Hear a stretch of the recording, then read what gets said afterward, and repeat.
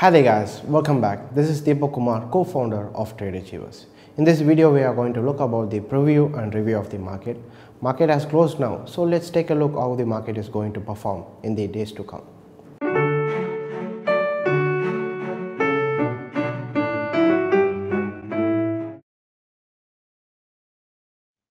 So, alright guys, good evening. So, as we usually start, let's start with our Nifty. If we take a look at Nifty, Nifty has come down to the sideways. So it has the possibility to go to this level, which is bottom of the sideways, which is around 15,650. So this is not a downtrend. Keep this in mind. This is not a downtrend. This is only a correction. Those who bought Nifty can hold on to it, no problem. After the correction is over, we can go for double buy. This is for Nifty. And if you take a look at Bank Nifty, if you take a look at 1 hour time frame, as you can see here, the Bank Nifty is forming a double bottom here. Okay, if you take a look at Bank Nifty is giving a double bottom pattern here. Double bottom is a trend reversal for upward trend.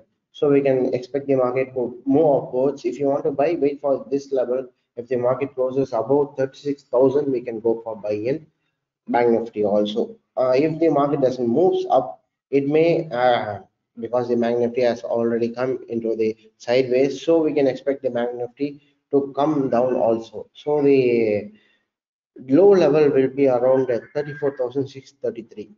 If the market continues to rally down, it may come around this level 34,633. So let's wait and see how the market is going to perform in the coming days. This is for Bank Nifty.